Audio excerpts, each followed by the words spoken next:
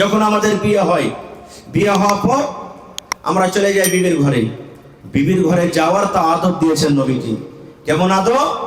আল্লাহ রাসূল বলেছেন, যেদিন তোমার বিয়ে হবে বউটা তোমার বাড়িতে চলে আসবে, তোমার স্ত্রী তোমার জন্য পালঙ্গে, তোমার জন্য বিছানে রেডি হয়ে থাকবে। পরে যখন তুমি তোমার বিবির কাছে তুমি যাবে, প্রথমে তোমার বিবিকে তুমি সালাম দাও, আর সালাম দেওয়ার পর তার পাঁজরে তুমি বসে যাও। যেদিন তোমার প্রথম বাসর ঘর হবে, প্রথম বিবির কাছে তুমি যাবে, তোমার বিবি খাটের উপরে বসে থাকবে, পালঙ্গের উপরে বসে থাকবে। কপালের উপরে যে মহিলার তোমার বিবির চুল আছে, দুটা তিনটা চারটা পাঁচটা চুলকে তুমি ধরে নাও, আর ধরার পর তুমি এই দোয়াটা পড়ো, আল্লাহুম্মা ইন্নী আসআলুকা খাইরাহা ওয়া খাইরা মা জাবালতা আলাইহি ওয়া আউযু বিকা মিন শাররিহা ওয়া শাররি মা জাবালতা আলাইহি। আরেকবার শুনলেন, বিবি বসে আছে, বিবির মাথার উপরে কপালের উপরে চুল আছে, দুটা তিনটা চুল এরকম ভাবে হাত দিয়ে ধরে নেবেন, আর ধরার পরে এই দোয়াটা পড়িতে হবে, আল্লাহুম্মা ইন্নী আসআলুকা খাইরাহা ওয়া খাইরা মা জাবালতা আলাইহি ওয়া আউযু বিকা মিন শাররিহা ওয়া শাররি মা জাবালতা আলাইহি। কয়টা লোক পড়েছি জানি না, যেমন হিসাবে পড়বো কেমন করে। তো মাকতাব মাদ্রাসার দরকার হলো না, হলো না? মাদ্রাসাতে পড়াইতে হবে না, হবে না? যদি মাদ্রাসাতে আমরা পড়তাম, হয়নি হবে না, হতে পারে না আমার নবীর সাথে কারো তুলনা, হয়নি হবে না, হতে পারে না আমার নবীর সাথে কারো তুলনা, হায়রে তুলনা তো দূরের কথা, ছায়াও মিলে না, হয়নি হবে না, হতে পারে না আমার নবীর সাথে কারো তুলনা, হয়নি হবে না, হতে পারে না আমার নবীর সাথে কারো তুলনা। ইউসুফকে দেখে যারা আঙ্গুল কেটেছে, তারা কি আমার নবীর রূপ দেখেছে? ইউসুফকে দেখে যারা আঙ্গুল কেটেছে, তারা কি আমার নবীর রূপ দেখেছে? আর দেখতো যদি কেটে দিত, আর দেখতো যদি কেটে দিত কলিজা খানা, হয়নি হবে না, হতে পারে না আমার নবীর সাথে কারো তুলনা, হয়নি হবে না, হতে পারে না আমার নবীর সাথে কারো তুলনা। না তাহলে অবশ্যই দোয়াগুলো আমরা জানতে পারতাম। এবার আর একটু আগে চলেন, বলবেন হাজি মাওলানা এবার আর পড়ার কি দোয়া আছে? শরীয়তের কথা বলছি, আর শরীয়ত বলতে গেলে লজ্জা করে, কিন্তু শরীয়ত না বোঝা যাবে না শোনা যাবে। আল্লাহ রাসূল বলেছেন, যখন তোমার স্ত্রীর সাথে তুমি মেলামেশা করবে, যখন তোমার হালাল স্ত্রীর কাছে যাবে, তার সাথে যখন সহবাস করবে, নবী আমার বলেছেন, উম্মত রে, বিবির সাথে মিলন করার আগে তোমাকে একটা দোয়া পড়তে হবে রে উম্মত। কি দোয়াটা পড়তে হবে? বিসমিল্লাহি আল্লাহুম্মা জান্নিবিনা শাইতান ওয়া জান্নিবিশ শাইতানা মা রাযাকতানা।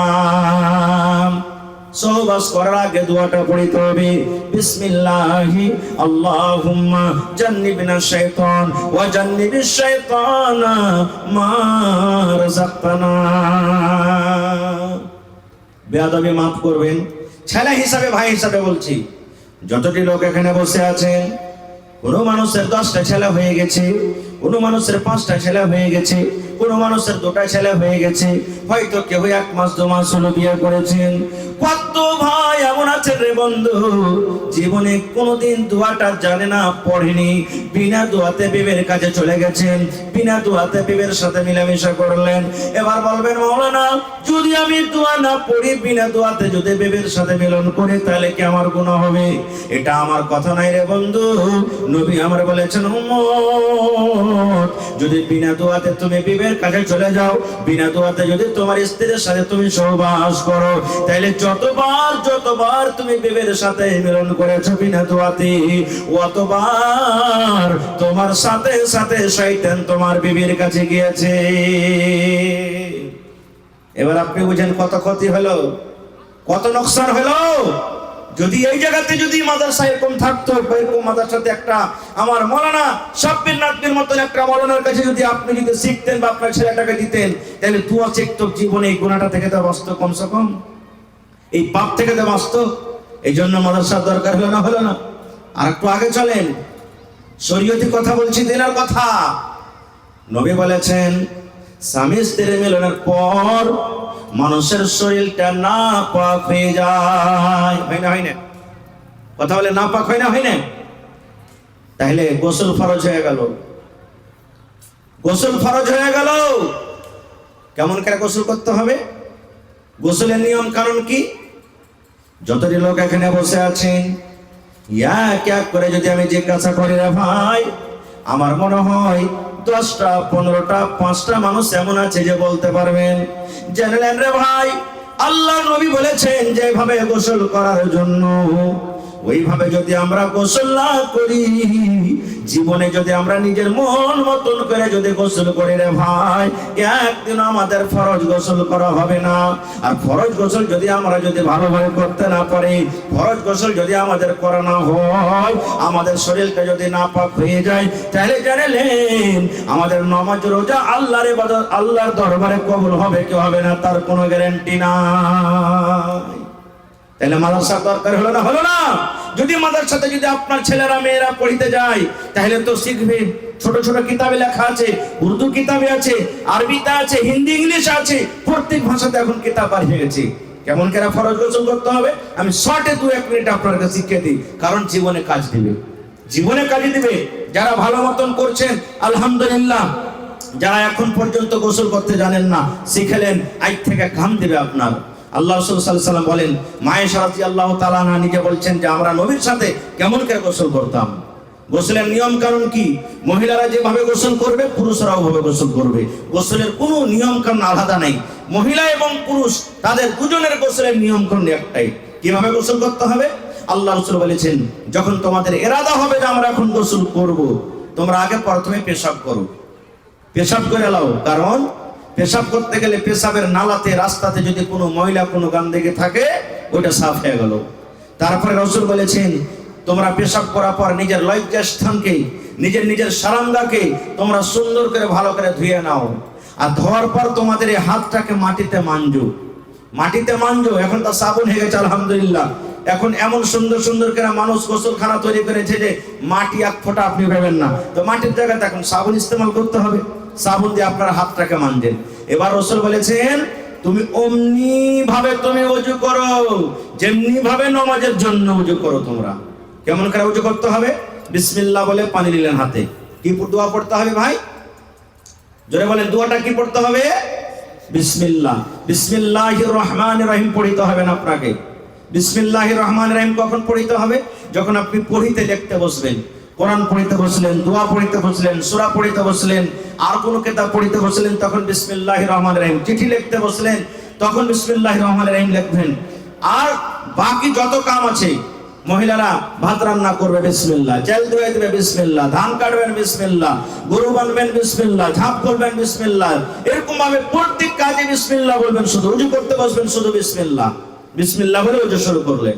কয়বার ধুবেন? 3 বার। বুখারী শরীফের হাদিসে এসেছে যে যদি একবার আপনার যদি ভালোভাবে ধুয়ে মোকাম্মল হয়ে যায়, একবার ধুতে পারেন। একবারে যদি না হয় মাররাতাইন, মানে 2 বার করে ধুতে পারেন আপনি। ওয়া সালাসা মাররাতান, 3 বার ধুতে পারেন আপনি। কিন্তু 3 বার থেকে 4 বার আর হবে না, এটা বেশি হয়ে যাবে। তো 3 বার পর্যন্ত ধোয়া সুন্নাত। আপনি বিসমিল্লাহ বলে এখান থেকে 3 বার ধুয়ে দিলেন। আর লোক গলাকে এরকম ভাবে খুব সুন্দর করে লগড়াইলেন। তারপর আপনি কি করলেন? হাতে পানি নিলেন। পানি নিয়ে অর্ধেকটা মুখে অর্ধেকটা নাকে একই সাথে আলাদা মুখে 3 বার, নাকে 3 বার নয়। আপনি নিলেন, এটা সহি তরিকা। হাতে পানি নিলেন, মুখে নিলেন আধখানি, আর লাখে আধখানি নিলে একই সাথে 3 বার। এবার গাড়গাড়া করলেন, লাখটাকে সুন্দর করে ঝাড়লেন। ইসলাম শরীয়ত এসেছে যে লাখটাকে ঝাড়লেন, 3 বার হয়ে গেল। আবার পানি নিলেন, সুন্দর করে চেহারাখানটাকে ধুলেন। দাড়ি যদি থাকে একবার পানি নিয়ে এরকম করে দিয়ে দিবেন, কারণ দাড়ির ওপর ভিজুক বা না ভিজুক, কিন্তু গোড়াখানটা ভিজাইতে হবে আপনাকে। সুন্দর করে 3 বারে আপনি ভিজিয়ে দিলেন। তারপরে ডান হাত এখান থেকে 3 বার ধুলেন, তারপর এখান থেকে বাম হাত 3 বারে ধুলেন। এখানটা এরকম ভাবে একটু লগড়াইবেন ভালো করে। এবারে ফরজ গোসলের জন্য মাসা কিন্তু দরকার নেই। বিনা মাসা তো আপনার ফরজ গোসল হয়ে যাবে। যদি আপনি মাসা করেন, তাহলে মাসা কিভাবে করতে হবে? পানি নিলেন, হাতটাকে ঝাড়ে নিলেন। আমার হাতে কয়টা লোক আছে ভাই? কথা বলেন। হ্যাঁ 10টা লোক আছে, তাহলে যার 8টা 9টা থাকবে তাহলে কি তার ওযু হবে না? তার ওযু হবে। 5টা থাকে তাও হবে, হাত না থাকে তাও হবে। তাই দেখেন আল্লাহ তাআলা 10টা লোক দিয়েছে, মিলিয়ে দিন এরকম ভাবে। কপাল থেকে শুরু করলেন, মহিলারা তাও পুরুষেরা তাও একই। এই মাসা করবেন, নামাজের জন্য করবেন বা এমনি উজু করবেন, তাও এই আপনার মাসা আস্তে আস্তে আস্তে আস্তে পিছন দিকে একটু জায়গা পয়সা আছে, ওকে আমরা কি বলি? কথা বলেন, জানেন না? খোপা না কি বলেন? খোপা। আর উর্দুতে কি বলে? গুদ্দি। হ্যাঁ, এখান থেকে আপনার আসবে, আর তারপর আবার হাতকে ঘুরেতে লাগেন, ঘুরেতে ঘুরেতে কপাল থেকে শুরু করেছেন, ছেড়ে দিলেন। এই 2টা লোককে কানে দিয়ে দেন এরকম করে, ঘুরান কানে সুন্দর করে, আর বুড়া লোক 2টা ভাইয়ের থেকে এরকম ভাবে মুছে দেন, আপনার মাসা হয়ে গেল। এইবারে আপনাকে পা কিন্তু ধুতে হবে না খুব, ফরজ গোসলের জন্য পা ধুতে হবে না খুব। এবার নবী বলেছেন 3 খাবল পানি লাও, এরকম ভাবে খাবলে পানি লিয়ার করে 3 বার মাথাতে দিতে হবে, আর চুলের ভিতর গেলে এরকম এরকম এরকম করে সুন্দর করে খুব লগড়াইতে হবে ভালো করে। ওপর ভিজুক বা না ভিজুক, গোড়া কিন্তু ভেজা চাই। 3 বার পানি নিলেন, পানি নিয়ে গোড়া গালাকে সুন্দর করে ভিজিয়ে দিলেন। তারপরে রাসূল বলেছেন ডাহিন দিকে পানি বহাও, বাম দিকে পানি বহাও, গোটা শরীরে পানি বহাও। যখন গোটা শরীর যখন ধোয়া হয়ে গেল, রাসূল বলেছেন যে জায়গাতে তুমি গোসল করলে খাড়া হয়ে, ওখান থেকে আধা 1 ফিট 1/2 ফিট এদিক ওদিক তুমি হয়ে যাও। হঠার পর ডাহিন পা ধাও, তারপরে বাম পা ধাও। এটা হলো কি ফরজ গোসলের নিয়ম।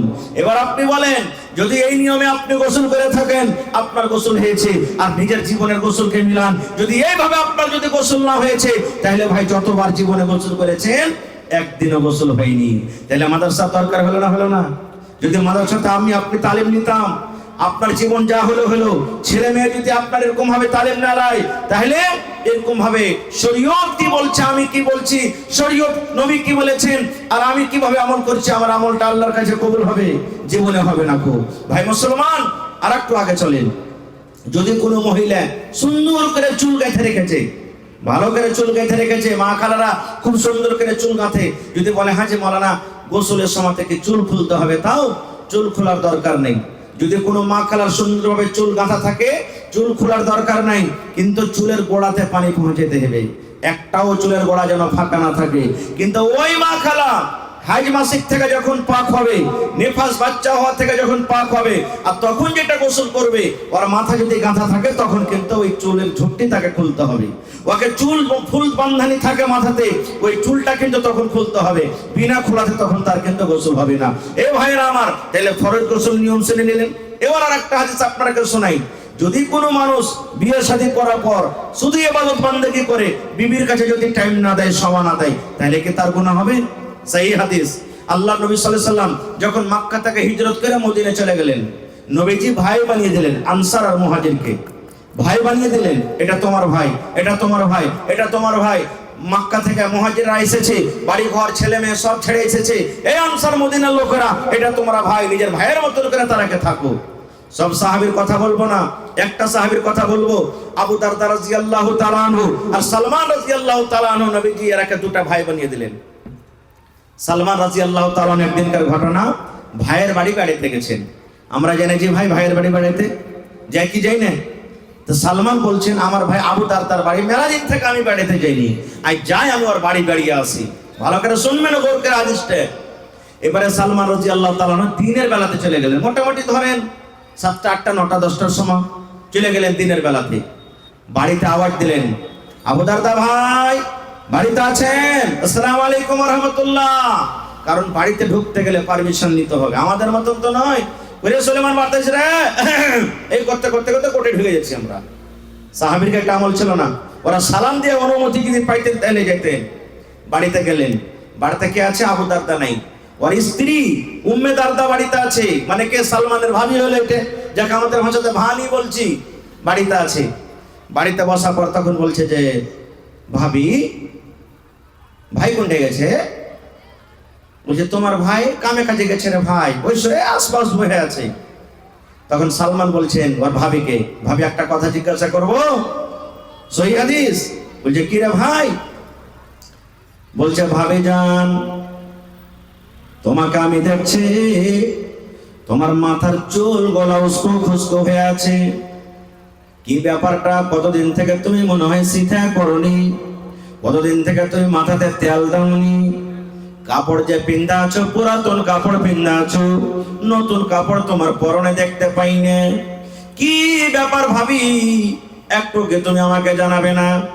যেমন একটা মহিলাকে সুন্দরভাবে তৈয়ার হয়ে থাকতে হয়, সুন্দরভাবে মেকআপ করে থাকতে হয়, তোমাকে আমি ওরকম দেখতে পাই না। কতদিন থেকে হয়তো তুমি সীতা করনি, তোমার চুলগুলো আলো সালো হয়ে আছে, তোমার মাথাতে চুল নাই, তুমি সুন্দর একটা কাপড় পিন্ধানো, পুরাতন কাপড় পিন্ধাও, যে কি ব্যাপার? কে বলছেন? সালমান বলছেন নিজের ভাবিকে। ভাবি তখন কি বলছেন? রে সালমান ভাই, কার জন্য সীতা করবো রে ভাই? কার জন্য আমি তেল মাখবো? কার জন্য আমি চুলে চিরুনি করব? কার জন্য আমি নতুন কাপড় পিনবো রে ভাই? আমার কাপড়টা কে দেখবে? আমার সীতা করা কে দেখবে? আমার চেহারাটা কে দেখবে? আমার নতুন কাপড় পিন্ধাটা কে দেখবে? কার জন্য আমি সুন্দরভাবে সাজা থাকবো? কথাটা শোনার পর তখন সালমান বলছেন রাদিয়াল্লাহু তাআলা আনহু, ভাবি তুমি কেমন কথা বলছো যে কার জন্য আমি সাজবো? আমার ভাই আবু দারদার জন্য তুমি সাজবে? বলছেন না রে ভাই না, তার কথা বলিস না। বলছে কেন ভাবে তার কথা বলবো না? বলছে ভাই রে, তোমার ভাইটা আমার পাঞ্জরে আছে না রে ভাই, আমার শুনে তার কোনো মতলব নাই, আমার শুনে তার কোনো দরকার নাই। এবার সালমান বলছেন ভাবে তুমি কেমন কথা বলো? বলছে ভাই রে, তোমার ভাই এমন নেককার মানুষ, তোমার ভাই এমন পরেশগার মানুষ, কোনদিন রোজা ছাড়ে না, রোজা দিনের বেলাতে রেখে যায়। আর তুমি তো জানো যারা রোজা রাখে, রোজার হালাতে বিবির কাছে যেতে পাবে না। না পাবে? বিবির কাছে যেতে পাবে না। তাহলে তোমার ভাই তো দিনের বেলাতে রোজা রাখে, কার জন্য সেটা করবো রে ভাই? কে আমাকে দেখবে? তোমার ভাইয়ের তো দিনের বেলাতে আমার কোনো দরকার থাকে না, এই জন্য ভাই রে আমি কোনো সাজন কোজন করে থাকি না। বলছে ভাবি দিনের বেলাতে নাই ভাই রোজা করে, তো রাতের বেলাতে? বলছে ভাই রে তুমি কেমন কথা বলছো? রাতের বেলাতে এশারের নামাজের পর আমি যখন বিছানায় চলে যাই, তোমার ভাই আমার বিছানায় না এসে তাহাজ্জুদ পড়ে নাফল পড়ে আল্লাহর জিকির করে নিজের রাতটাকে কাটিয়ে দেয়। তাহলে দিনের বেলাতে রোজা আর রাতের বেলাতে তাহাজ্জুদ পড়ে রাত কাটিয়ে দেয়, না দিনের বেলাতে আমার কাছে আসে, না রাতের বেলাতে আমার বিছানায় আসে? তাইলে ভাই বলো তুমি কার জন্য আমি সাজবো? কে আমার সাজন দেখবে? সব কথা বলা হওয়ার পর তখন বলে আচ্ছা, সালমান রাদিয়াল্লাহু তাআলা বলছেন এটাই ব্যাপার না? তো হ্যাঁ। এই কথা বলতে বাস আবু দারদা বাড়ি চলে এসেছেন। কত খুশি, ভাই এসছে, আরে খাইতে দাও, ভাইকে খাইতে দাও। বিবি বলছেন খাইতে দিয়েছো না? আপনার ভাই বলছে যে ভাই আসবে তাহলে খাবো, নিয়ে তাড়াতাড়ি খাইতে দাও, ভাইকে খাইতে দাও। খাইতে দিয়েছি। খাইতে দেওয়ার পর এবারে সালমান বলছেন ভাই আবু দারদা তুমিও বসো খাইতে। আবু দারদা বলছেন আরে ভাই আমি খাবো না। কেন খাবে না? বলছে আমি রোজা করেছি। বলছি কেমন রোজা করেছো? বলছে নাফল রোজা করেছি। এবার আবু দারদার কথা শুনে সালমান বলছেন ভাই রে, তোমার বাড়িতে আমি কুটুম এসেছি, মেহমান এসেছি রে ভাই, তুমি রোজা ভেঙে দাও, রোজা তুমি ছেড়ে দাও, কারণ নাফল রোজা ছেড়েছো, ফরজ নয়। রোজা তুমি ভেঙে দাও, রোজা তুমি ছেড়ে দাও, রোজা ছেড়ে তুমি আমার সাথে খাও। তুমি যদি খানা না খাও, আমি সালমান আমিও খানা খাবো না। রোজা ভাঙবো, নাফল রোজা আছে ভেঙে দাও, আর আমার সাথে খানা খাও, তুমি না খেলে আমিও খাবো না। আবু দারদা মজবুর হয়ে গেল, কি করবে? রোজা ভেঙে দিলেন। দু ভাই মিলে খানা খেলেন। হাদিস আছে নফল রোজা আপনি ভাঙতে পারেন রোজা রাখা পর, 7টা 8টা 9টা 10টা এরকম ভাবে বেলাতে ভাঙতে পারেন, কিন্তু ফরজ রোজা আপনাকে ভাঙা চলবে না। রোজা ভেঙে দিলেন, দু ভাই খানা খাইলেন। এবারে মাগরিব হলো, এশার হলো, এশারের নামাজ পড়ে দু ভাই বাড়িতে এলেন। আসার পর তখন সালমান বলছে, আবু দারদা সালমানকে বলছেন ভাই এই রুমটাতে তোমার জন্য বিছানা লাগিয়ে রেখেছি, তুমি আরাম করো। এবার সালমান বলছেন তুমি কোনটা যাবে? বলে মসজিদ চললো। বলছে ওগুলা চলবে না। হাত খানটাকে ধরে, যেমন আমরা জানি মানুষ যখন নতুন বিয়ে করে, যারা বয়স্ক মানুষ, নানি দাদির টাইপের মানুষ, ভাবিরা যেমন নতুন স্ত্রীকে ধরে নিজের স্বামীর ঘরে যেমন ঢুকিয়ে দেয়, এই মতো সালমান বলেন আমার ভাই আবু দারদার হাত খানাকে ধরে আমি আমার ভাবি অর্থাৎ তার স্ত্রীর ঘরে আমি দিয়ে দিলাম। এবার তাকে বলে দিলাম, ভাই রে, আমিও তাহাজ্জুদের নামাজ পড়বো, এখনো তাহাজ্জুদের টাইম হয়নি। এই আল্লাহর বান্দা, যাও, তোমার বিবি তোমার জন্য বিছানাতে রেডি হয়ে আছে, তোমার জন্য অপেক্ষা করছে, তোমার বিবির কাছে তুমি চলে যাও। এবার আবু দারদা বলেন আমাকে বিছানে দিয়ে দিলেন। ঠিক রাত 1টা কিংবা 2টা যখন হয়ে গেল, এইবারে আমার বন্ধু আমার ভাই সালমান আমাকে ডাক দিচ্ছেন, ভাই আবু দারদা এখন উঠে যাও। এইবার আবু দারদা বলেন আমি উঠলাম, ফরজ গোসল আমি করলাম, দুই বন্ধু তো একসাথে আমরা নফল নামাজ পড়লাম, তাহাজ্জুদ পড়লাম। এইবারে দেখেন আবু দারদা কি বলছেন। আমার ভাই সালমান বললেন, এ ভাই আবু দারদা, তোমার উপরে তোমার চোখের হক রয়েছে রে ভাই। আল্লাহ যে তোমাকে 2টা চোখ দিয়েছে, চোখে তোমাকে আরাম করতে হবে। আল্লাহ তোমাকে দেহ দিয়েছে, তোমাকে আরাম করতে হবে। তোমার বাড়িতে মেহমান এসেছে, মেহমানের সাথে কথাবার্তা করতে হবে, মেহমানের হক আদায় করতে হবে। আল্লাহ তোমার বাড়িতে স্ত্রী দিয়েছে, নিয়ামত বলে তোমার স্ত্রী তোমার বাড়িতে এসেছে, তোমার স্ত্রী তোমাকে হক আদায় করতে হবে রে ভাই। এই আবু দারদা শোনো, তুমি তোমার বিবের যদি হককে মেরে দাও, তোমার বাচ্চার হককে মেরে দাও, মেহমানের হককে যদি মেরে দাও, পাড়া পড়োশের হককে মেরে দাও, সমস্ত হককে মেরে তুমি যদি এক আল্লাহর ইবাদত বান্দেগি করো, তাহলে এরকম ইবাদত আল্লাহ রাব্বুল আলামিনের দরবারে কবুল হবে না। যার যেটা হক আছে তুমি দিয়া দাও, তারপরে তুমি আল্লাহ রাব্বুল আলামিনের হক আদায় করো। নারে তাকবীর! হয়নি, হবে না, হতে পারে না, আমার নবীর সাথে কারো তুলনা। হয়নি, হবে না, হতে পারে না, আমার নবীর সাথে কারো তুলনা। হায়রে তুলনা তো দূরের কথা, ছায়াও মিলে না। হয়নি, হবে না, হতে পারে না, আমার নবীর সাথে কারো তুলনা। হয়নি, হবে না, হতে পারে না, আমার নবীর সাথে কারো তুলনা।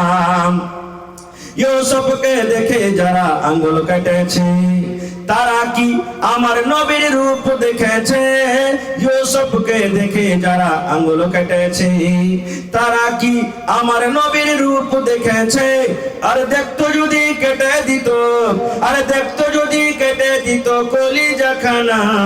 হয়নি, হবে না, হতে পারে না, আমার নবীর সাথে কারো তুলনা। হয়নি, হবে না, হতে পারে না, আমার নবীর সাথে কারো তুলনা। জিজ্ঞাসা করছো, খারজা হোক, আমার ভাইরা একটু বসে যান না, আপনারা বসলে ভালো হয়। ঠান্ডার সময় শরীরে গরম ধরবে, খুব কষ্ট করে এসেছেন আপনারা জালসা শুনতে, আমি বুঝতে পারছি। এত ঠান্ডা যে ঠান্ডাতে মনে হয় ল্যাপের তলে সাঙ্গে থাকে, এরকম ঠান্ডা এখন চলছে।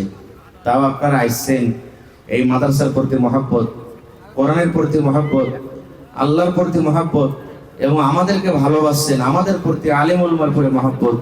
আল্লাহ আপনারাকে মহব্বত করবেন ইনশাআল্লাহ তাআলা। বসে যান ভাই, একটু বসে যান। এবং যারা বাজারে আছেন, রাস্তা পথে আছেন, আল্লাহর রাস্তে আপনারা ভাই চলে যত্ন হয়। এইটা ছোট মাদ্রাসা, ছোট মনে করিয়েন না আপনি। এটা হলো আপনার মাদ্রাসা, একটা এমনই মাদ্রাসা, মুখতার আহমদ নদভী হাফেজাহুল্লাহ রাহিমাহুমুল্লাহ, একটা খুব বড় আলিম, আলিমে দ্বীন, মুখতারাত একটা বই লিখেছেন। আমার শাইখেরা পড়েছেন, আমরাও পড়েছি। খুব হার্ড আলফাজ লেখা আছে, অতি আরবি কিতাব মুখতারাত। আর উনি যে নিজের সওয়ানে বয়ান করছেন যে আমি প্রথমে মাকতাবে পড়াচ্ছি, মানে এরকম ছোট মাদ্রাসাতে পড়াচ্ছি। তো ছোট থেকে মানুষ বড় হয়, এই জন্য আপনারা একটু মহব্বতের সাথে বসেন। ইন্নাল হামদালিল্লাহ নাহমাদুহু ওয়া নাস্তাঈনুহু।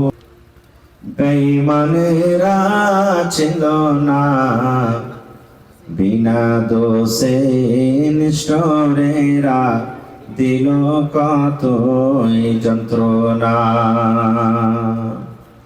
দয়ার সাগর নবীজিকে বেঈমানেরা ছিল না বিনা দোষে, নিষ্ঠুরেরা দিল কতই যন্ত্রণা। শত শত বেঈমান ছিল, নবীজি ছিলেন একজনা। সবাই বলে মারো পাথর, কেউ তো নিষেধ করলো না। সবাই বলে মারো পাথর, কেউ তো নিষেধ করলো না। এত পাথর মারলো সেই দিন তয়েফ দেশের বেদিনে। আঘাত খায়ে দয়ার নবীজি পড়েছিলেন জমিনে। বেহুশ হয়ে দয়ার নবীজি পড়েছিলেন জমিনে। গায়ে যত কাপড় ছিল রঙিন হইল রক্ততে। কত রক্ত জমেছিল দয়ার নবীর জুতাতে। কত রক্ত জমেছিল দয়ার নবীর জুতাতে। রক্ত দেখা দয়ার নবীজি, রক্ত দেখা দয়ার নবীজি দিলে কোনো চিন্তা করলেন না। দুঃখে দুঃখে দিন কাটালেন, সুখের চিন্তা করলেন না। হায়রে আল্লাহ হায়রে খোদা, কেমন করে কি করব দয়ার নবীর দিনের ওপর কেমন করে চলিব। নারে তাকবীর। আজকে জলসার যোগ্যতময় শ্রদ্ধেয় সভাপতি সাহেব, উপস্থিত উলামায়ে কেরাম, সামনে বসে থাকা ইসলাম দরদি, দিন দরদি ভাই ও বাবাজিরা, পর্দানাসীন মায়েরা, খালারা, সমস্ত তারিফ ও গুণগান সে মহান আল্লাহ তাবারাক ওয়া তাআলার জন্য, যে মহান আল্লাহ তাবারাক ওয়া তাআলা ঠান্ডার মৌসুমে শীতের রাত্রে কষ্ট করে এই পিন্ডালের তলাতে বসে কিছু বলার ও শোনার তৌফিক দিয়েছেন। তাই আমরা আল্লাহ তাবারাক ওয়া তাআলার প্রশংসা করি, অন্তর থেকে মহাব্বতের সাথে সকলে পড়েন আলহামদুলিল্লাহ। একটু জোর করে পড়েন ভাই আলহামদুলিল্লাহ। তারপর আমাদের শেষ নবী হযরত মুহাম্মদুর রাসূলুল্লাহ পড়েন সাল্লাল্লাহু আলাইহি সাল্লামের উপর অগণন দারুদ শরীফ শান্তির ধারা বর্ষিত হোক, আমিন। আল্লাহুম্মা সাল্লি আলাইহি আল্লাহুম্মা বারিক আলাইহি। এই মহিলা পিন্ডালের নাকি মাশাআল্লাহ, দেখেন মহিলা পিন্ডাল থেকে চাদর ভর্তি। হ্যাঁ, আমার হাতে প্রথম চাদর দান এসেছে। তাদের উৎসাহ, তাদের মন বাড়ানোর জন্য একটু জোর করে নারা দেন ভাই, নারে তাকবীর। শরীরটা তো একটু গরম ধরানো ভাই, আল্লাহর জিকির করেন। হাদিসে এসেছে আজান যখন হয়, মসজিদে আজান যখন হয়, শয়তান পাততে পাততে পালাই। হাদিসের কথা, শয়তান পাদে আর পালাই। কেন পাদে? বাইশরে জানেন, আল্লাহর নামে এত আর নফরত, আল্লাহর নামটা কানে শুনবে না বলে ও পাদে নাউজুবিল্লাহ মিন জালিক, যেন আল্লাহর কথাটা আমার কানে না আসে। তো এখানে তো আজান নয়, কিন্তু আল্লাহর নাম, এটা নারা চলছে।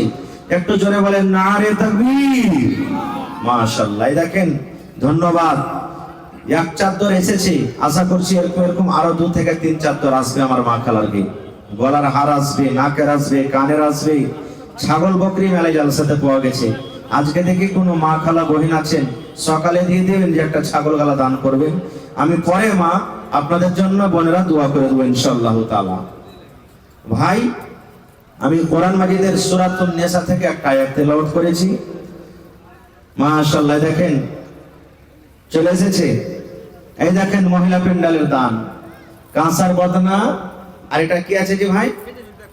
হ্যাঁ, সোনার কিন্তু আছে ভাই, লাখের আছে বা কানের আছে, কিসের আছে আল্লাহ জানে। সুবহানাল্লাহ। বলেন ভাই, বলেন তো। এই দেখেন চলে এসেছি। আমি দোয়া করবো ইনশাআল্লাহ। কিছু বলি, আমি 11টা পর্যন্ত ওয়াজ করব, আর তারপরে আধ ঘন্টা শেষের বেলাতে আপনাদের কাছ থেকে কিছু নিব ইনশাআল্লাহ তাআলা। তো আমি সূরাতুন নিসা থেকে একটা আয়াত পড়েছি, সাথে আল্লাহর নবী মুহাম্মদ সাল্লাল্লাহু আলাইহি ওয়াসাল্লামের একটা হাদিস পড়েছি। সেই আয়াত এবং হাদিসটাকে সামনে রেখে আমি নিকাহ সম্পর্কে কিছু কথা রাখবো ইনশাআল্লাহ তাআলা। এই দেখেন সোনার লাখমাছি যাকে বলে, কত সুন্দর চকচকে হয়েছে জি। আল্লাহর কোরআনের প্রতি মহব্বত ভালোবাসা দেখে আমার বহিন দান করেছেন, ইনশাআল্লাহ আমি তার জন্য পরে দোয়া করে দেব। ভাই আমার, মানুষ এবং জানোয়ারের পার্থক্য আছে না নেই? কথা বলবেন একটু ভাই। আমার ওয়াজ যারা শুনেছেন, আমি যতক্ষণ থাকবো আপনারাকেও মাঝে মাঝে কথা বলা করাবো। মানুষ এবং জানোয়ারের পার্থক্য আছে না নেই? আছে, মাশাআল্লাহ। আপনারা বলেন তো, গরুর বিয়ে হয় কোনোদিন? ছাগলের বিয়ে হয়? এন্দুরের বিয়ে হয়? কুত্তির বিয়ে হয়? সাপের বিয়ে হয়? ব্যাঙের বিয়ে হয়? কোনোদিন দেখেননি আপনারা। কেন হয় না? ওদের কাছে ওদের শরীয়ত নেই, ওদের জন্য নামাজ নেই, ওদের জন্য রোজা নেই, ওদের জন্য হজ নেই, ওদের জন্য যাকাত নেই, ওদের জন্য জান্নাত নেই, ওদের জন্য জাহান্নাম নেই, শরীয়তই নেই। এই জন্য তো আপনার বাড়িতে যতটি ছাগল বকরি বাড়িতে জন্ম নিয়েছে, কোনোদিন আপনারা এটা কথা বলেছেন যে এটা হলে আর বাপ, এটা হলে আর মা? কোনোদিন আমরা বলি না। বাড়িতে মুরগি আছে, যেমনি মুরগিটা বড় হলো, বাচ্চা গেলা বড় হলো, ওকে লোচেতে লাগলো, মানে ও আর লয়, হাট তুই রাস্তা আলাদা দেখ। ওদের জন্য কোনো শরীয়ত নেই। কিন্তু আমরা মানুষ, আমাদের জন্য যদি শরীয়ত না থাকতো, আমাদের জন্য যদি কোরআন না থাকতো, আমাদের জন্য যদি দ্বীন না থাকতো, আমাদের জন্য যদি আল্লাহ নবীকে না পাঠাতেন, তাহলে মানুষ এবং জানোয়ারে কোনো পার্থক্য থাকতো? কোনো পার্থক্য থাকতো না। যেমন জানোয়ার ওর বেটাকে জানে না, মাকে জানে না, বাবাকে জানে না, বেটিকে জানে না, বেটাকে জানে না। আমরাও দুনিয়াতে নিজের মাকে চিনতে পারতাম না যে কোনটা মা, বাবাকে চিনতে পারতাম না যে কোনটা বাবা, চাচাকে চিনতে পারতাম না যে কোনটা চাচা। এরকম ভাবে আমরা মানুষ আর জানোয়ারে কোনো পার্থক্য ছিল না। আপনারা জানছেন, শুনেছেন, ইতিহাস পড়েছেন, জামানে জাহিলিয়াত আল্লাহর নবী মুহাম্মদ সাল্লাল্লাহু আলাইহি সাল্লাম যখন নবী হননি, তার আগে নিকাহ বিবাহের 4 প্রকার ছিল। 4 রকম করে মানুষেরা বিবাহ করত, 4 প্রকারের মানুষের বিবাহ শাদী হতো। কি 4 প্রকার জানেন? একটা প্রকার আপনাদের সামনে, যেটা আমি এখন বলবো, অর্থাৎ যেটা আমাদের শরীয়ত, যেটা ইসলামে আল্লাহ রাসূল দিয়েছেন, যেভাবে আমরা বিয়ে শাদী করছি, এটা একরকম ছিল। আর 3 রকম ছিল। 3 রকমের মধ্যে একটা আপনাদের সামনে বলছি, যে কত জঘন্য ছিল বিয়েটা। একটা বেটি ছেলে ঝান্ডা টেঙ্গে যেত। যেমন আপনি বাজারে চলে যান, যারা বেশ্যা নারী, যাকে আমাদের ভাষাতে রান্ডি বলি, ওদের পহচান আছে কি নেই যে এইটা হলো বেশ্যার ঘর, এখানে বেশ্যারা থাকে, এর মতো ঝান্ডা টেঙ্গে দিত। আর ওর কাছে পুরুষের আসতো। কত পুরুষ আসতো কোনো কথা নেই। যত পুরুষ এলো তাদের নাম লেখা রাখতো। 1 জন এলো, 2 জন এলো, 5 জন এলো, 10 জন এলো, 15 জন এলো, যত লোক আসতো সবার নাম লেখা রাখতো। এবার একদিনকার ঘটনা, বাচ্চা যখন দুনিয়াতে জন্ম নিয়েছে, বাচ্চা জন্ম নেওয়ার পর যতটি লোক ওর কাছে এসেছে সবটিকে ডাকতো। যেমন আজকে জালসাতে এসেছেন আপনারা, এরকম ডাকতো। আর ডাকার পর কিয়াফে সানাস, যারা হাত পড়ে বুঝতো এটা বাচ্চাটা কার, চেহারার সাথে মিলাইতো, লোকের সাথে মিলাইতো, পায়ের সাথে মিলাইতো, মুখের সাথে মিলাইতো, কার সাথে মিলছে। এবার ওই কিয়াফে সানাস দেখতো এই বাচ্চাটার মিল এতটি লোকের মধ্যে কার সাথে হয়েছে। এবার ওই লোকটা যাকে বলে দিত যে এইটা হলো তোর বাচ্চা, ওকে নিতে হইতো, ওর সাথে বিয়ে হইতো। এটা হলো একটা বিহার প্রকার। সুবহানাল্লাহ। দেখেন, এরকম করে 4 প্রকারের মধ্যে আমি বলতে যাব না, কথা লম্বা হয়ে যাবে।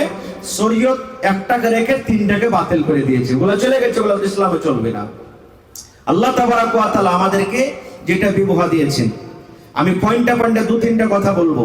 প্রথম পয়েন্ট, বিয়ে করবেন আপনি বা আমাকে করতে হবে, মা করেছেন, কতটি মেয়ে ছেলেকে বিয়ে করতে হবে? আল্লাহ তাআলা এই ব্যাপারে কোরআনে বলছেন কি, ফানকিহু মা তাবা লাকুম মিনান নিসা।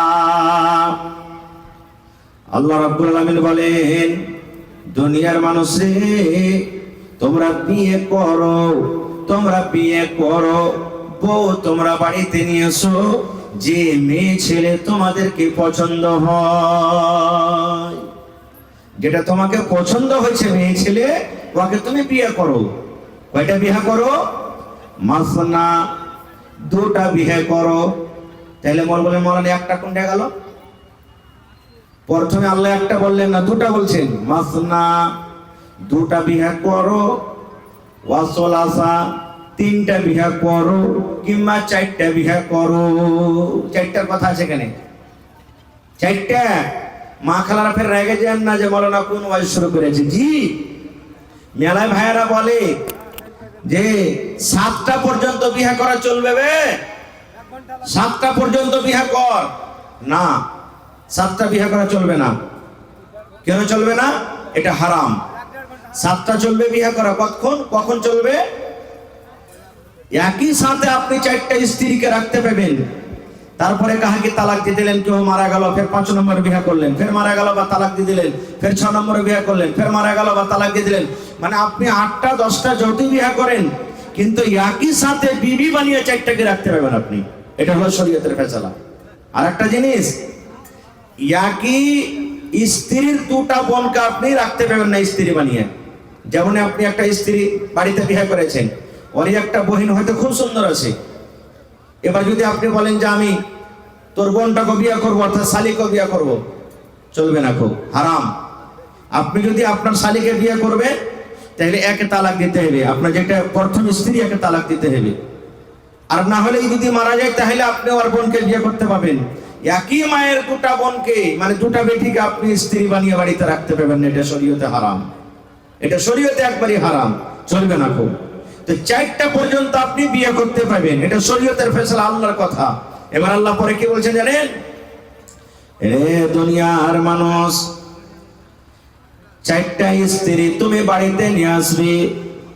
যদি তুমি ইনসাফ করতে না পারো, যদি তুমি ফয়সালা করতে না পারো, কাপড় সমান করে দিতে না পারো, একটার বেলাতে তুমি ভালো মন্দ খুব বেশি বেশি খাওয়াও, আর একটাকে তুমি ভালো মন্দ যদি না দাও, একটাকে তুমি যদি আদর বেশি করে করো, আর একটাকে তুমি যদি আদর না করো, একটার পাঞ্জরে তুমি বসে গল্প শট করো, রাত বেশি বেশি করে কাটাও, আর একটার কাছে তুমি পাঞ্জরে যাও না, ইনসাফ যদি তুমি বরাবর করতে না পারো রে বান্দা, আল্লাহ বলছেন তোমার জন্য একটাই যথেষ্ট, তুমি একটাই বিয়ে করো। এখনকার বেশিরভাগ মানুষ, আপনাদের এলাকাতে কি আছে না আছে আমি দেখলাম আমার জীবনে কয়েকটা মানুষ তো পাগলের মতন দ্বিতীয় বিয়ে করছে, কিন্তু 2-4-6 মাস পর ওই যেটা পরে বিয়ে করেছে ওকে রিজেক্ট করে দিচ্ছে। মানে বিয়ে করার পর প্রথমটা একবারই মনে হয় ভাঙড়ি মাল হয়ে গেল, একে সাফ কর, এরকম আর স্ত্রীর দরকার নেই। 6 মাস বছর পর এবার দেখা গেল পরেকার স্ত্রীটাকে তালাক করতে হবে, ওর সাথে আমি সংসার করতে পারবো না। এবার আগে কাটটাকে নিয়ে জীবনটা কাটছে। জেনে নেন, আল্লাহ রাসূল বলেছেন যার 2টা 3টা স্ত্রী বাড়িতে আছে, নবী বলেছেন স্ত্রীর মধ্যে যদি ভালো মতন সমান যদি আদর না দেয়, ইনসাফ বারবার করে করতে না পারে, নবী বলেছেন কিয়ামতের দিন ওই লোকটার পুরুষের কোমর খানটা টেড়া হয়ে যাবে, মাঞ্জা খানটা টেড়া হয়ে যাবে। আল্লাহ রাব্বুল আমিন কিয়ামতের দিন সমস্ত মানুষের আগে দেখাবে আর বলবে, দেখো রে এই স্ত্রীটার একের অপর বেশি স্ত্রী ছিল, একটাকে ভালোবাসতো, একটাকে ভালোবাসতো না, একটাকে বেশি আদর করত আর একটাকে কম আদর করত, এই জন্য তার কোমর খানা টেড়া হয়ে গেছে। এই জন্য একটাই করলে বেশি ভালো, যথেষ্ট। ইনসাফ যদি করতে না পারেন, আর একটু আগে চলেন। এবার বিয়ে কিভাবে করতে হবে আমাদেরকে, কোন ধরনের বেটি ছেলেকে বিয়ে করতে হবে?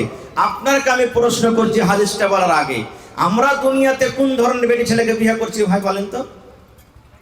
মুলবি হোক, মাওলানা হোক, হাজি হোক, নামাজি হোক, বেনামাজি হোক, মদখোর হোক, শারাবি হোক, যে কোনো মানুষ হোক, বেশিরভাগ যে বেশি বেশি টাকা দিতে পারবে, নাকি কথা বলে না যে ভাই, যে বেশি করে টাকা দিতে পারবে, ভালো আপাচি গাড়ি, পালসার, পালসার লাই পালা, হ্যাঁ পালসার গাড়ি যে দিতে পারবে, বললেই যে দিতে পারবে। কত ভাইকে দেখেছি গ্রামে, বহু দেখতে এসেছে, গ্রাম থেকে বের হয়ে চলে যায়, পাঞ্জর থেকে একটা লোক বলছে তোমরা কোন দিকে ছেলে? জি বলছে আব্দুল্লাহর বাড়ি গেছিল বেটি দেখতে, বহু দেখতে, কত টাকা দেবে? 2 লাখ টাকা তো বলেছি। হ্যাঁ, আমার বেটিটাকে বহু করো না, 3 লাখ টাকা তোমাকে দেবো। ভেঙে দিলে বহু, এটাও শরীয়তে হারাম। ভাই মুসলমান, কোন ধরনের মেয়ে ছেলেকে বিয়ে করতে হবে? আল্লাহ রাসূল সাল্লাল্লাহু আলাইহি ওয়াসাল্লাম বলেছেন তুনকাহুল মারআতু লিআরবাইন। আল্লাহ রাসূল বলেছেন বেশিরভাগ মানুষেরা 4টা জিনিস দেখে বিয়ে করে। যেমন আজকে বর্তমান জামানাতে আমরা 4খানা গুণ দেখি। নবী বলেছেন 4খানা জিনিস দেখে, 4খানা সিফাত দেখে, গুণ দেখে মানুষেরা বিয়ে করে।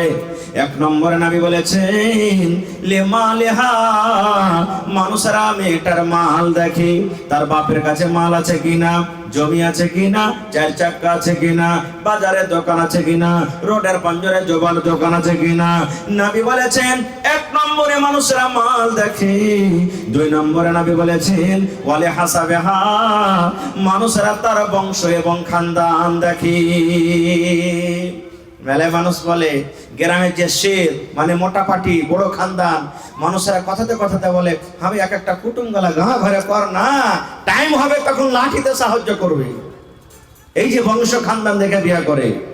3 নম্বরে নবী বলেছেন ওয়ালে জামালেহা, দেখতে সুন্দর আছে কিনা, যাকে বউ করবেন দেখতে সুন্দর আছে কিনা, রূপ চেহারা ভালো আছে কিনা। 4 নম্বরে নবী বলেছেন ওয়ালে দীনহা, যাকে বিয়ে করবেন দেখেন 4 নম্বরে তার মধ্যে দ্বীনদারি আছে কিনা। মেয়েটা নামাজ পড়ে কি পড়ে না, রোজা রাখে কি রাখে না, কোরআন পড়তে জানে কি জানে না, বায়াত বাণী জানে কি জানে না, তাসাউদ জানে কি জানে না, দুরূদ পড়তে জানে কি জানে না, নামাজ রোজা দ্বীনদারি তার মধ্যে আছে কিনা। নবী বলেছেন 4 নম্বরে তার মধ্যে দ্বীনদারি দেখো। 1 নম্বরে মাল, 2 নম্বরে খানদান, 3 নম্বরে সৌন্দর্য, 4 নম্বরে কি দ্বীনদারি। এবার আপনাকে বলি 4টে যদি গুণওয়ালি মেয়ে ছেলে দেখতে চান তা 1000-এ 1টা পাওয়া যাবে নাকি?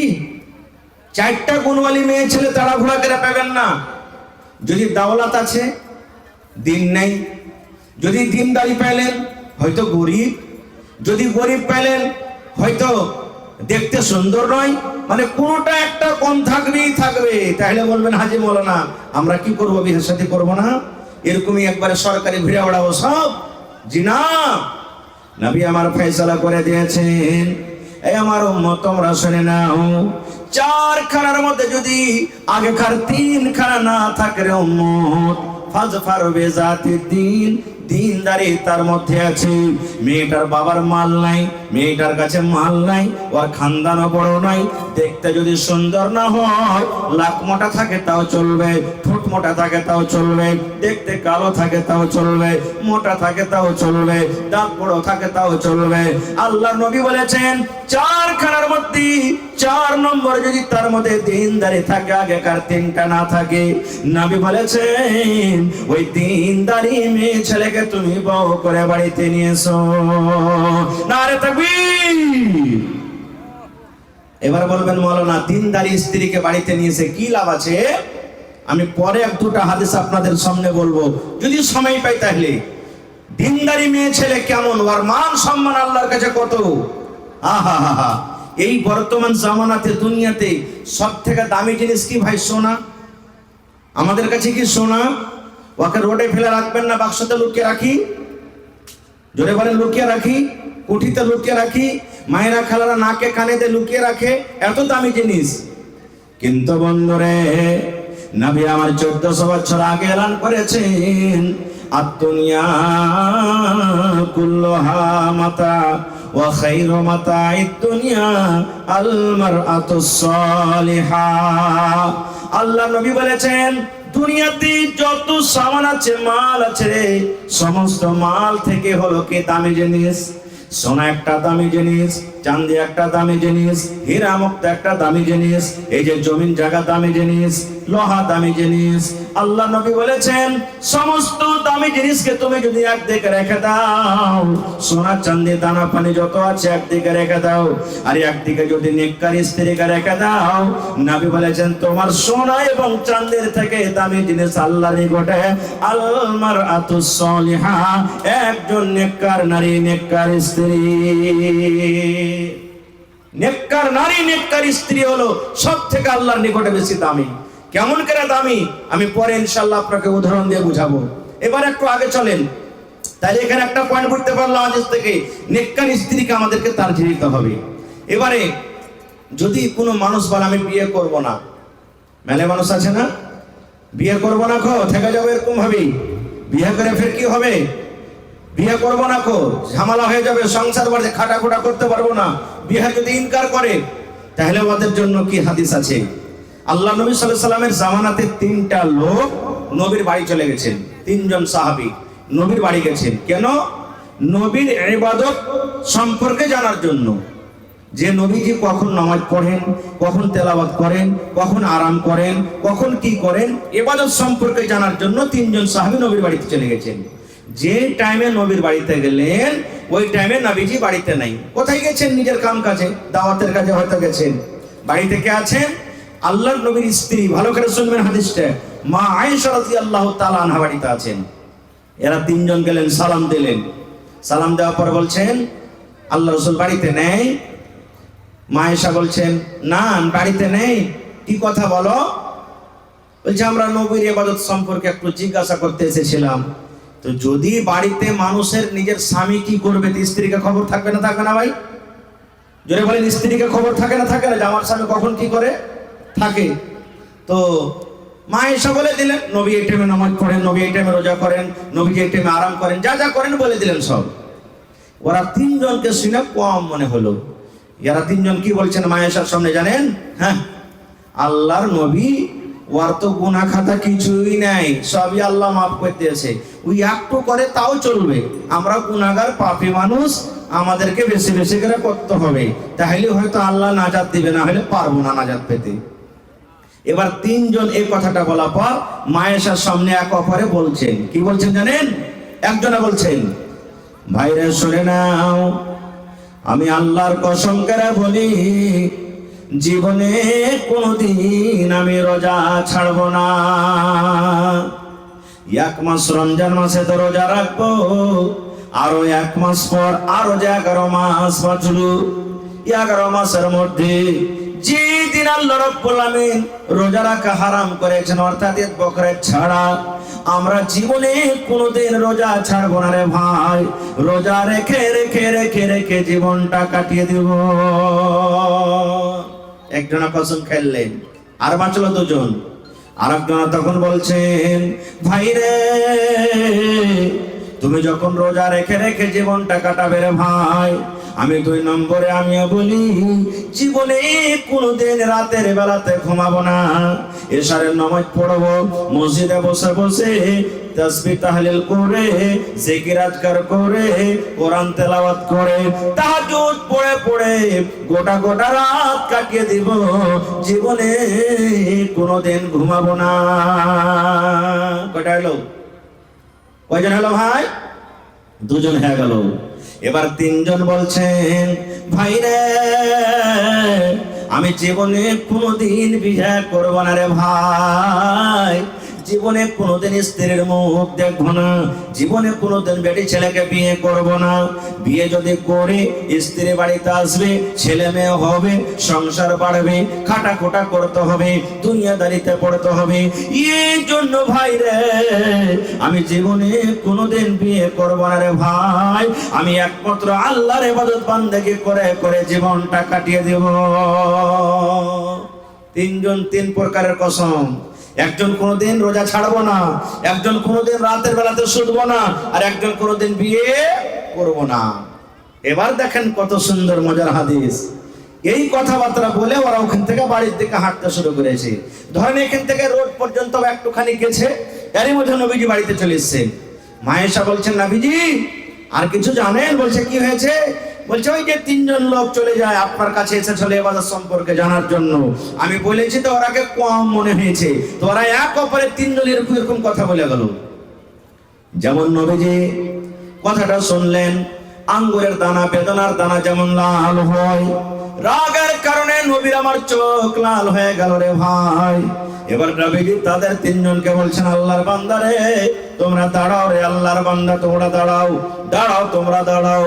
এবার নবীজি তাদের কাছে চলে গেলেন, যাওয়ার পর বলছেন, রে আল্লাহর বান্দারা তোমরা তিনজন এরকম এরকম কথা বলেছো, একজন জীবনে কোনোদিন রোজা ছাড়বো না, একজন জীবনে কোনোদিন রাতের বেলাতে ঘুমাবো না, আর একজন কোনোদিন বিয়ে করবো না, এরকম কি তোমরা তিনজন কথা বলেছো? তারা তিনজন বলছেন না, জি নবীজি বলেছি। নবীজি আমার কি বলছেন দেখেন, আল্লাহর বান্দারে আমি নবী, আল্লাহ আমাকে নবী করে দুনিয়াতে পাঠাচ্ছেন। আমি নবী আল্লাহকে দেখে যতখানি ভয় করি রে বাবা, আমার সমান তোমরা আল্লাহকে দেখে ভয় করো না। আমি নবী আল্লাহকে দেখে যতখানি ডরাই, তোমরা অতখানি ডরাইতে পারবে না, ডরাও না। হ্যাঁ আমার উম্মতেরা তোমরা শুনে নাও রে বাবা, আমি নবী রাতের বেলাতে আমি আরাম করি, আর রাতের বেলাতে আমি উঠে উঠে তাহাজ্জুদের নামাজ পড়ি। আমি গোটা গোটা রাত তাহাজ্জুদ পড়ে কাটিয়ে দিই না। এই আমার সাহাবী, তুমি বলেছো জীবনে কোনোদিন রোজা ছাড়বো না। বাবারে শোনো, আমি মাঝে মাঝে রোজা রাখি, মাঝে মাঝে আমি রোজা ছাড়াও দিই, মাঝে মাঝে আমি নফল রোজা রাখি, মাঝে মাঝে নফল রোজাও আমি ছেড়ে দিই। এই আমার সাহাবী তুমি শোনো, তুমি বলেছো আমি জীবনে কোনোদিন বিয়ে করবো না। এ সাহাবী রে, তুমি একটা বিয়ে করবে না, বিয়ে থেকে তুমি দূরে চলে যাও। আমি নবী, আমার 11টা পর্যন্ত স্ত্রী রয়েছে, আমার 11টা পর্যন্ত বিবি রয়েছে। আমি আল্লাহকে দেখে যতখানি ভয় করি রে বাবা, তোমরা ভয় করো না। এবার নবী বলছেন, ফামান রাগিবা আন সুন্নতি ফালাইসা মিন্নি। আমি নবী, আমার সুন্নাত থেকে যারা ইনকার করবে, আমার সুন্নাত থেকে যারা চলে যাবে, ওরা কখনো আমার উম্মত হতে পারে না। নারে তাকবীর! ওরা কখনো আমার উম্মত হইতে পারে না। তাহলে বোঝা গেল কি, বিয়ে করাটা নবীর সুন্নাত, বিয়ে করতে হবে, বিয়ে করতে হবে। এবারে মেয়ে ছেলেরা যদি ইনকার করে দেয় যে বিয়ে করব না, ওদের কি হাদিস আছে? এরও হাদিস আছে। আমি কথাটাকে লম্বা করব না। এবারে আর একটা হাদিস আপনাকে বলে দিই। কত মানুষ আছে না, বিয়ে করে বাড়িতে আইলো আর তারপরের দিন চলে গেল সৌদিয়ে, 2 দিন পর সৌদি চলে গেল, 5 দিন পর সৌদি চলে গেল, বা 3 দিন পর আর কোথায় চলে গেল। বা কত লোক আছে বিয়ে করার পর ওর স্ত্রীর সাথে কোনো মতলব নাই, শুধু ইবাদত বান্দেগিতে দিনটা কাটিয়ে দেয়, স্ত্রী ভালো মন্দ বুঝে না। এর জন্য কি হাদিস আছে মাওলানা? তাহলে একটা হাদিস শুনেন, আর একটা ভালো সুন্দর হাদিস শুনিয়ে দিই। যখন আমাদের বিয়ে হয়, বিয়ে হওয়ার পর আমরা চলে যাই বিবির ঘরে। বিবির ঘরে যাওয়ার তা আদব দিয়েছেন নবীজি। কেমন আদব?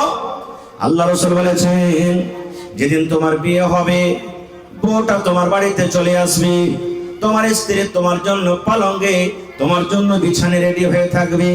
পরে যখন তুমি তোমার বিবির কাছে তুমি যাবে, প্রথমে তোমার বিবিকে তুমি সালাম দাও, আর সালাম দেওয়ার পর তার পাঁজরে তুমি বসে যাও। যেদিন তোমার প্রথম বাসর ঘর হবে, প্রথম বিবির কাছে তুমি যাবে, তোমার বিবি খাটের উপরে বসে থাকবে, পালঙ্গের উপরে বসে থাকবে। কপালের উপরে যে মহিলার তোমার বিবির চুল আছে, 2টা 3টা 4টা 5টা চুলকে তুমি ধরে নাও, আর ধরার পর তুমি এই দোয়াটা পড়ো, আল্লাহুম্মা ইন্নী আসআলুকা খাইরাহা ওয়া খাইরা মা জাবালতা আলাইহি ওয়া আউযু বিকা মিন শাররিহা ওয়া শাররি মা জাবালতা আলাইহি। আরেকবার শুনলেন, বিবি বসে আছে, বিবির মাথার উপরে কপালের উপরে চুল আছে, 2টা 3টা চুল এরকম ভাবে হাত দিয়ে ধরে নিবেন, আর ধরার পরে এই দোয়াটা পড়িতে হবে, আল্লাহুম্মা ইন্নী আসআলুকা খাইরাহা ওয়া খাইরা মা জাবালতা আলাইহি ওয়া আউযু বিকা মিন শাররিহা ওয়া শাররি মা জাবালতা আলাইহি। কয়টা লোক পড়েছি জানি না, যেমন হিসাবটা পড়বো কেমন করে। তো মাকতাব মাদ্রাসার দরকার হলো না, হলো না? মাদ্রাসাতে পড়াইতে হবে না, হবে না? যদি মাদ্রাসাতে আমরা পড়তাম তাহলে অবশ্যই দোয়াগুলো আমরা জানতে পারতাম।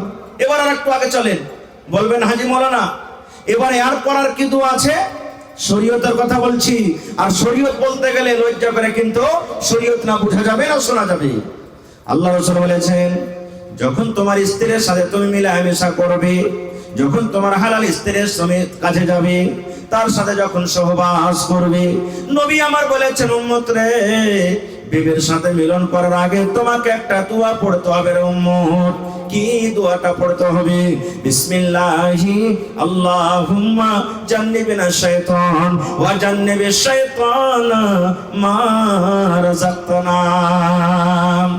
সহবাস করার আগে দোয়াটা পড়তে হবে, বিসমিল্লাহি আল্লাহুম্মা জান্নিবিনা শাইতান ওয়া জান্নিবিশ শাইতানা মা রাযাকতানা। বেয়াদবি মাফ করবেন, ছেলে হিসাবে ভাই হিসাবে বলছি, যতটি লোক এখানে বসে আছেন, কোনো মানুষের 10টা ছেলে হয়ে গেছে, কোনো মানুষের 5টা ছেলে হয়ে গেছে, কোনো মানুষের 2টা ছেলে হয়ে গেছে, হয়তো কেউ 1 মাস 2 মাস হলো বিয়ে করেছেন। কত ভাই এমন আছে রে বন্ধু, জীবনে কোনোদিন দোয়াটা জানে না, পড়েনি, বিনা দোয়াতে বিবের কাছে চলে গেছেন, বিনা দোয়াতে বিবের সাথে মিলামেশা করলেন। এবার বলবেন, মাওলানা যদি আমি দোয়া না পড়ি, বিনা দোয়াতে যদি বিবের সাথে মিলন করি, তাহলে কি আমার গুনাহ হবে? এটা আমার কথা নাই রে বন্ধু। নবী আমার বলেছেন, উম্মত, যদি বিনা দোয়াতে তুমি বিবের কাছে চলে যাও, বিনা দোয়াতে যদি তোমার স্ত্রীর সাথে তুমি সহবাস করো, তাহলে যতবার তুমি বিবের সাথে মিলন করেছো বিনা দোয়াতে, অতবার তোমার সাথে সাথে শয়তান তোমার বিবির কাছে গিয়েছে। এবার আপনি বুঝেন কত ক্ষতি হলো, কত নোকসান হলো। যদি এই জায়গাতে যদি মাদ্রাসা এরকম থাকতো, এরকম মাদ্রাসাতে একটা আমার মৌলানা সাব্বির নাকবির মতন একটা মৌলানার কাছে যদি আপনি যদি শিখতেন বা আপনার ছেলেটাকে দিতেন, তাহলে দোয়া শিখতো, জীবনে এই গুনাহটা থেকে তো বাঁচত, কমসে কম এই পাপ থেকে তো বাঁচত। এই জন্য মাদ্রাসার দরকার হলো না। আর একটু আগে চলেন, শরীয়তি কথা বলছি, দিনের কথা। নবী বলেছেন, স্বামী স্ত্রীর মিলনের পর মানুষের শরীরটা নাপাক হয়ে যায়। হয় না? কথা বলে নাপাক হয় না? তাহলে গোসল ফরজ হয়ে গেল। গোসল ফরজ হয়ে গেল। কেমন করে গোসল করতে হবে? গোসলের নিয়ম কারণ কি? যতটি লোক এখানে বসে আছেন, এক এক করে যদি আমি জিজ্ঞাসা করি রে ভাই, আমার মনে হয় 10টা 15টা 5টা মানুষ এমন আছে যে বলতে পারবেন। জানেন রে ভাই, আল্লাহ নবী বলেছেন যেভাবে গোসল করার জন্য, ওইভাবে যদি আমরা গোসল না করি, জীবনে যদি আমরা নিজের মন মতন করে যদি গোসল করি রে ভাই, একদিন আমাদের ফরজ গোসল করা হবে না। আর ফরজ গোসল যদি আমরা যদি ভালোভাবে করতে না পারি, ফরজ গোসল যদি আমাদের করা না হয়, আমাদের শরীরটা যদি নাপাক হয়ে যায়, তাহলে জানেন আমাদের নামাজ রোজা আল্লাহর ইবাদত আল্লাহর দরবারে কবুল হবে কি হবে না, তার কোনো গ্যারান্টি নাই। তাহলে মাদ্রাসার দরকার হলো না? যদি মাদ্রাসাতে যদি আপনার ছেলেরা মেয়েরা পড়িতে যায়, তাহলে তো শিখবে। ছোট ছোট কিতাবে লেখা আছে, উর্দু কিতাবে আছে, আরবিতে আছে, হিন্দি ইংলিশ আছে, প্রত্যেক ভাষাতে এখন কিতাব বার হয়ে গেছে। কেমন করে ফরজ গোসল করতে হবে আমি শর্টে 2-1 মিনিট আপনাকে শিখিয়ে দিই, কারণ জীবনে কাজ দিবে, জীবনে কাজে দিবে। যারা ভালো মতন করছেন আলহামদুলিল্লাহ, যারা এখন পর্যন্ত গোসল করতে জানেন না, শিখেলেন, আজ থেকে ঘাম দেবে আপনার। আল্লাহ রাসূল সাল্লাল্লাহু আলাইহি ওয়াসাল্লাম বলেন, মায়েশা রাদিয়াল্লাহু তাআলা আনহা নিজে বলছেন যে আমরা নবীর সাথে কেমন করে গোসল করতাম। গোসলের নিয়ম কারণ কি? মহিলারা যেভাবে গোসল করবে, পুরুষরাও ওভাবে গোসল করবে। গোসলের কোনো নিয়ম কারণ আলাদা নাই। মহিলা এবং পুরুষ তাদের দুজনের গোসলের নিয়ম